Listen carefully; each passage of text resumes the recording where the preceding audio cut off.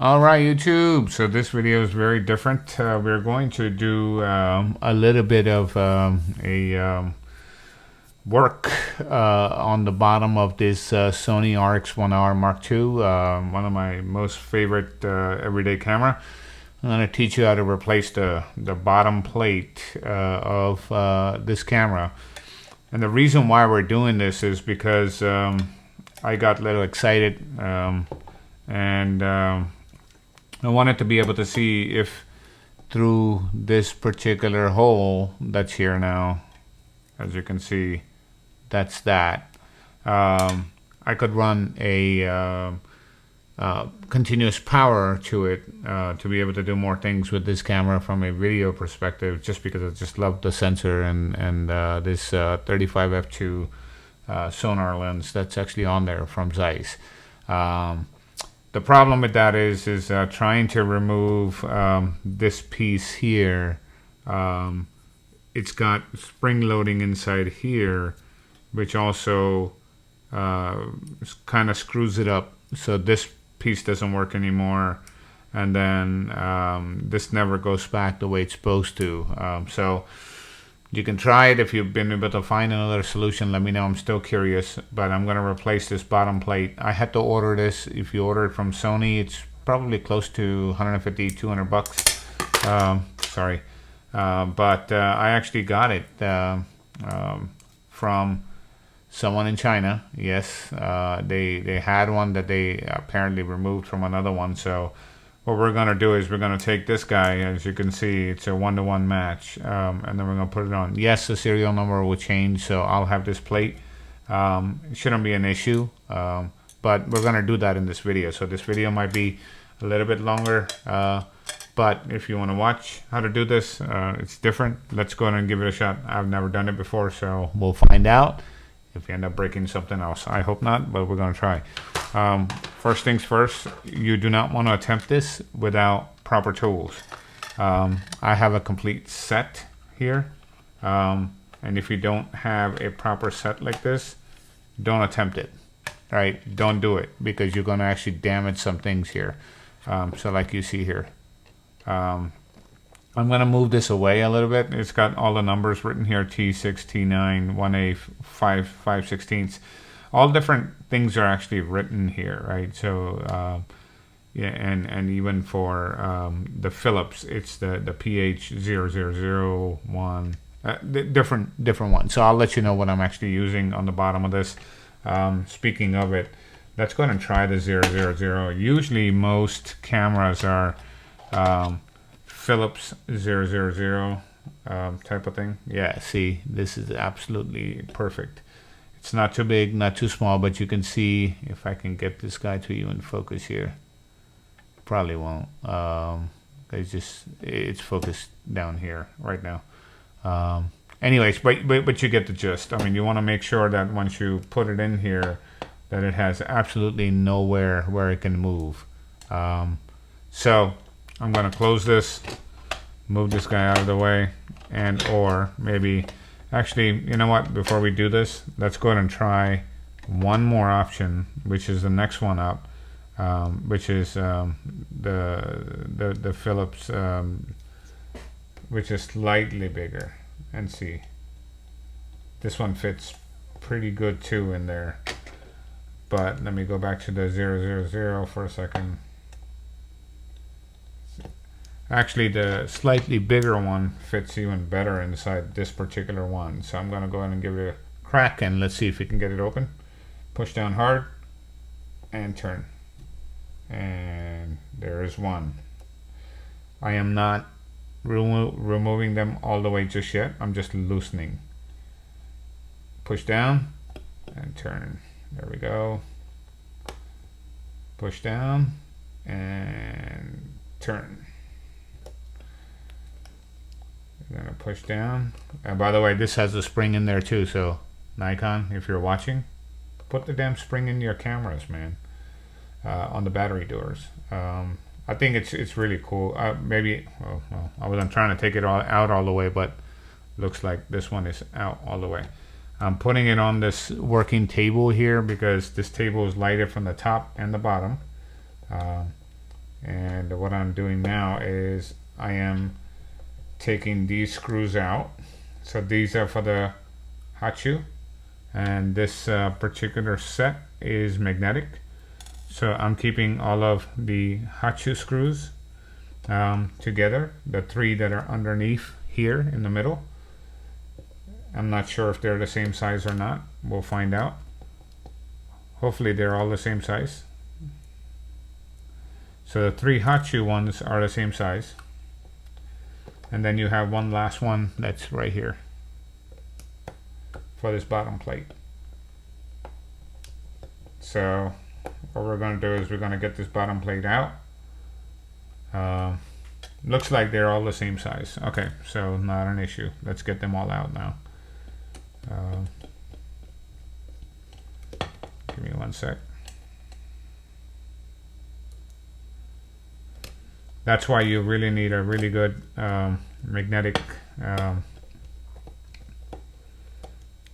screwdriver. If you keep going backwards, it'll actually click. If you can hear that.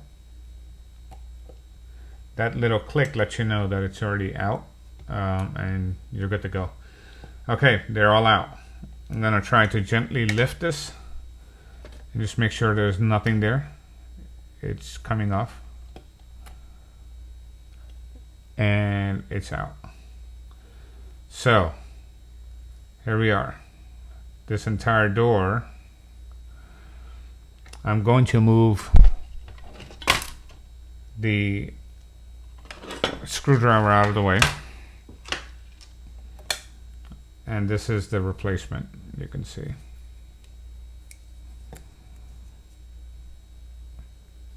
identical. Looks good, right? All right, so now we get to just make sure everything looks good in here. Man, this thing is like solid metal all the way through. Pretty amazing. This is the little speaker, by the way, right down here. That's a speaker there. And that's, you can actually see the cable going in. Let me see if I can zoom into this. Behind it, behind the speaker, inside there, you can actually see some of the stuff inside there. It's pretty nicely built inside. I mean, it's solid metal. I mean, I don't see, if you look like here, this is all like solid metal. It's not plastic. Like even inside this cage is entire solid metal. Well, now we know why this camera costs $3,000 even today. So if you had to replace the LCD, these are the screws here, and you can get to it, and there's a ribbon here that you can remove that comes in here, and you could replace the LCD if you needed to. So with that, let's actually get in there and start putting the new one back on. So it's already clean. I don't have to do anything. It came perfectly clean. Look at that. It's like a perfect fit. So you saw how this snapped in to position. That's the piece that actually broke. I thought I was going to just replace the door at first. But then I said, hey, if I can get the entire plate, might as well. And if I need any additional parts later, I always have this, guys. That was the only reason why I did that. You could have got the door too, and a little bit cheaper, but you know, this is the way to go right here. All right, so what we're going to do is we are going to cross tighten these. So what that means is we're going to put this guy onto the screwdriver like that. So if you don't have a magnetic screwdriver, that's going to be a problem. So start with one corner, which is right here. Let's get it in position, don't tighten. We're going to pick up the next one here. And this time we're going to go to the opposite end.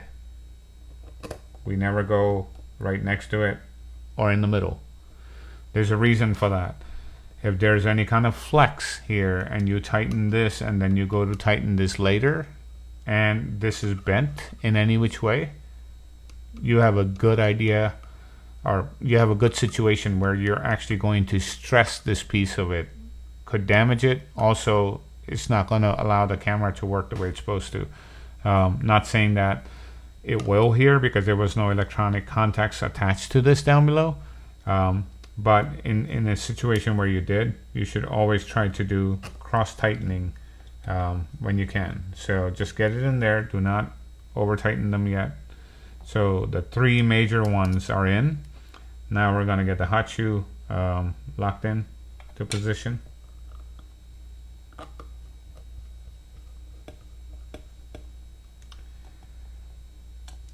And then we're going to go into here.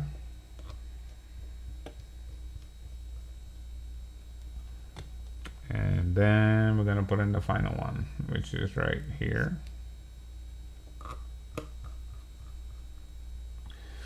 Okay, now before tightening the edges, I'm going to secure the center first. So I'm going to start here.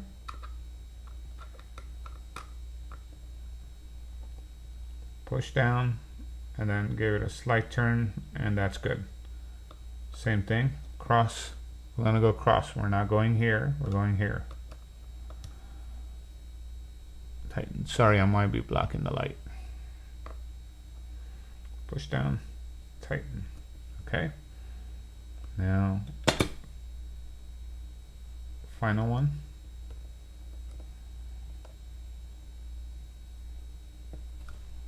Final one here. We're good to go. Because once you get the center in, the cross tightening is not needed anymore because it's already gotten it flat across the board. We're good to go. So this is how you actually replace this on an RX1R Mark II. And it's done. So with that, we are going to actually throw in a battery.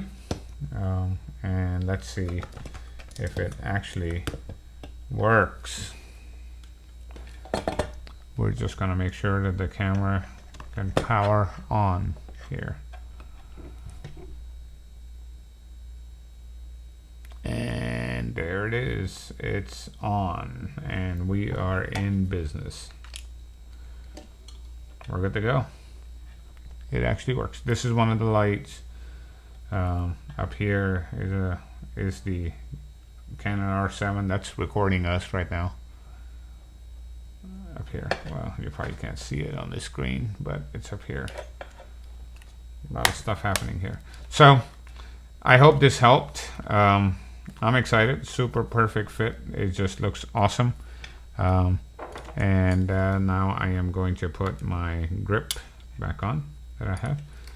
Photo Diox actually makes a grip for this very camera, and I actually like it.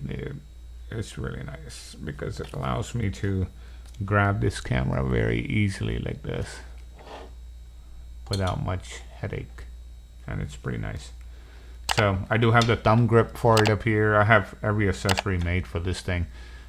Anyway, I hope you found this video useful. If you did, like, subscribe. I'm not sure if you like this kind of stuff, but if you do, you know, we can do more of that. By the way, this is actually a Zeiss EVF in here. It's got the T-Star coating right here. Pretty cool. Anyway, I will talk to you guys in the next one. Please go out there and create your magic. Thanks.